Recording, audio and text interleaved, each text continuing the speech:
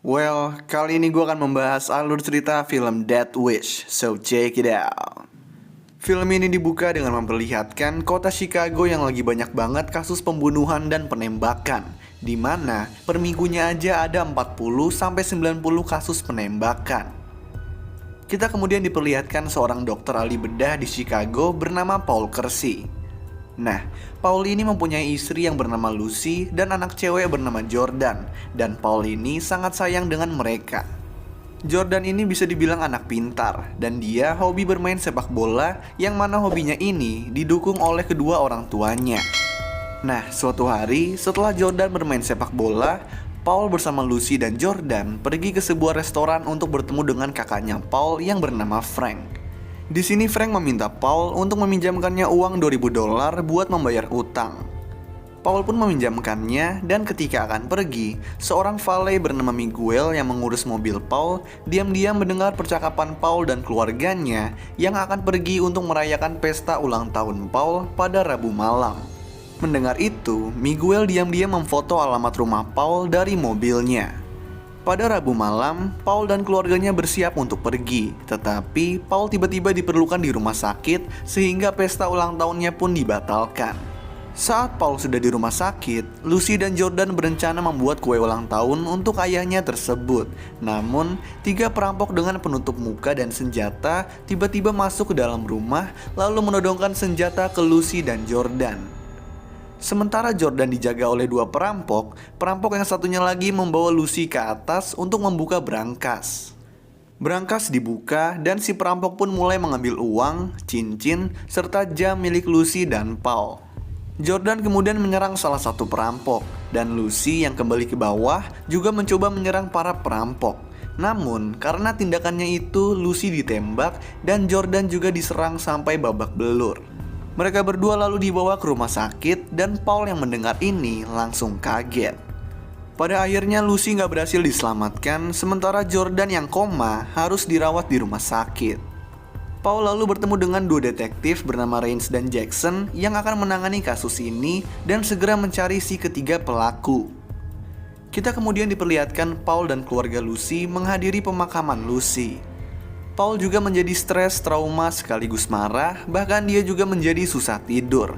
Terlebih lagi ketika Paul menyadari kalau setelah beberapa lama, Rains dan Jackson tampaknya belum ada kemajuan dalam menangani kasusnya. Nah, suatu malam saat Paul sedang berada di jalanan, dia melihat 2 pria sedang melecehkan seorang wanita, dan dia mencoba menghentikan mereka. Tapi, karena Paul nggak jago berantem, dia pun dipukuli oleh kedua pria tersebut. Di rumah, Paul melihat iklan senjata dan tertarik untuk membelinya. Dia lalu pergi ke toko senjata tersebut dan dilayani oleh Bethany yang memperlihatkannya beberapa senjata sekaligus memberitahu proses untuk bisa mendapatkan izin untuk memiliki senjata. Mendengar penjelasan Bethany, Paul bilang kalau dia akan memikirkannya terlebih dahulu dan bilang kalau dia akan kembali nantinya. Di rumah sakit, terdapat korban penembakan yang baru datang dan pistolnya jatuh ke lantai. Melihat itu, Paul secara diam-diam mengambil pistol tersebut. Saat kembali ke rumah, Paul belajar dan berlatih menggunakan pistol dengan melihatnya dari internet. Dia kemudian pergi ke jalanan menggunakan hoodie untuk menutupi wajahnya. Di sini Paul melihat 2 orang penjahat sedang mencoba merampok mobil, dan dia dengan nekat menghentikan perampokan itu dengan cara membunuh kedua perampok menggunakan pistolnya. Tetapi karena belum jago pakai pistol, di saat menembak, Paul terluka karena pistolnya sendiri. Nah, tanpa diketahui, ternyata ada seorang wanita yang diam-diam merekam kejadian tersebut. Gak lama setelahnya, Rains dan Jackson tiba di TKP dan mulai mencari tahu tentang si penembak, yaitu si Paul. Nah, video yang direkam si perempuan pun viral, dan Paul pun diberi julukan si pencabut nyawa oleh masyarakat. Berita di TV dan radio juga mulai membicarakan tentang sosok si pencabut nyawa ini dan mulai mempertanyakan apakah tindakannya berdampak baik atau buruk. Beberapa hari kemudian, Paul merawat anak kecil yang tertembak. Di sini, si anak kecil bilang kepada Paul kalau yang menembak dia adalah pengedar narkoba yang disebut Ice Cream Man. Paul lalu pergi ke lingkungan Ice Cream Man dan langsung menembaknya tanpa basa-basi. Gak lama kemudian, Rains dan Jackson pergi ke TKP dan mereka diberitahu oleh saksi kalau pelaku penembakan menggunakan hoodie. TV dan radio pun juga menjadi semakin ramai membicarakan tentang si pencabut nyawa. Sementara Rains dan Jackson terus mencoba mencari tahu siapa sosok si pencabut nyawa ini. Pada malam hari, di rumah sakit, terdapat korban penembakan lagi. Dan ketika Paul melihat si korban, ternyata si korban adalah Miguel. Paul lalu melihat kalau Miguel memakai jam tangan miliknya yang dicuri. Gak lama kemudian Miguel pun akhirnya meninggal. Dan Paul yang udah mengetahui kalau Miguel merupakan orang yang memberikan alamat rumah Paul kepada ketiga perampok, mengambil HP-nya. Dari HP Miguel tersebut, Paul berhasil mengetahui kalau barang-barang milik Paul yang dirampok dijual kepada orang yang disebut Ponytail yang biasa membeli barang-barang hasil curian. Paul langsung pergi ke toko Ponytail, tetapi nggak butuh waktu lama, Ponytail mengenali Paul dan memberitahu kehadiran Paul kepada salah satu perampok yang bernama Fish.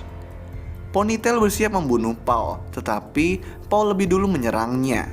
Paul lalu meminta Ponytail untuk mengembalikan barang-barangnya, tetapi Fish tiba di toko dan mulai menembak. Sayangnya, tembakan pertama Fish ini malah mengenai kepala Ponytail. Paul dan Fish lalu adu tembak sampai akhirnya Paul mengalahkan Fish. Fish lalu memberitahu kalau perampok lainnya adalah seorang mekanik bernama Joe Gannon. Nah, di saat lengah, Fish menyerang Paul. Tetapi, bola bowling yang ada di atas jatuh dan menimpa kepala Fish. Sehingga, Fish terjatuh dan tertembak dengan senjatanya sendiri. Saat Paul kabur, cincinnya yang udah diambil kembali nggak sengaja terjatuh di toko. Keesokan harinya, Paul didatangi oleh Rains dan Jackson yang memperlihatkan cincin Paul yang terjatuh di toko dan memberitahu kalau salah satu perampok yaitu si Fish udah terbunuh.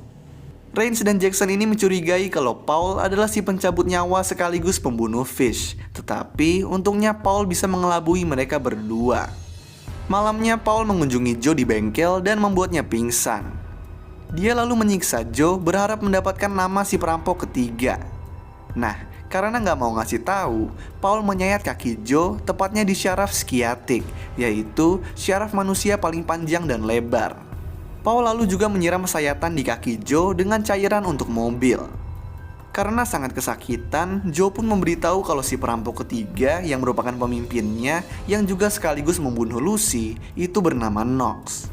Setelah mendapatkan informasi tersebut, Paul membuat mobil yang berada di atas Joe jatuh dan menimpa kepala Joe hingga pecah. Gak lama kemudian, Paul mendapat telepon dari Knox yang meminta untuk bertemu di sebuah klub. Sesampainya di klub, Knox menyuruh Paul pergi ke kamar mandi dan di sini mereka berdua pun adu tembak. Pada akhirnya mereka berdua pun sama-sama kena tembak. Paul kemudian berhasil kabur, sementara Knox yang berpura-pura menjadi saksi penembakan pergi ke rumah sakit tempat Paul bekerja untuk dirawat dan memberitahu kepada Rains dan Jackson kalau Paul lah yang menembaknya. Nah, di rumahnya, Paul mengobati dirinya sendiri. Dan di saat dia pergi ke basement rumahnya, tempat dia mengotak-atik senjata, di sana sudah ada Frank. Frank yang mengetahui kalau ini adalah upaya Paul membalas dendam, menyuruhnya untuk berhenti. Tetapi Paul nggak mau. Di sini Paul lalu ditelepon oleh rumah sakit yang mengabarkan kalau Jordan udah sadar kembali.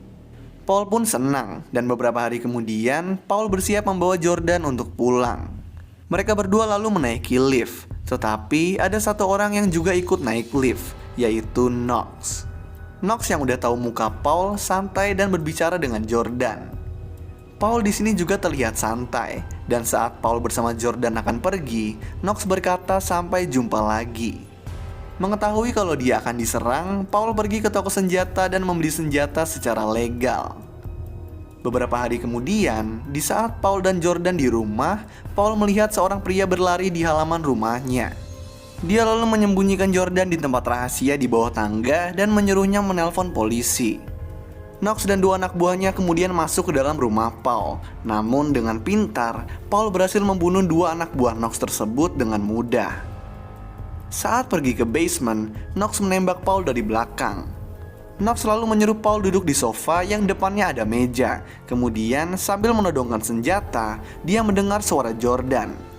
Di saat Knox lengah ini, Paul menendang meja di depannya yang dia beli dari toko senjata. Dan laci meja tersebut terbuka otomatis, di mana di situ ada senjata. Paul lalu dengan cepat mengambil senjata tersebut dan menembak Knox hingga tewas. Gak lama kemudian polisi pun datang dan Rains juga hadir dengan menanyakan beberapa hal kepada Paul yang dengan mudah Paul jawab. Rains yang sebenarnya tahu kalau Paul adalah si pencabut nyawa memilih untuk diam, tetapi secara tersirat dia memperingatkan Paul untuk berhenti menjadi si pencabut nyawa.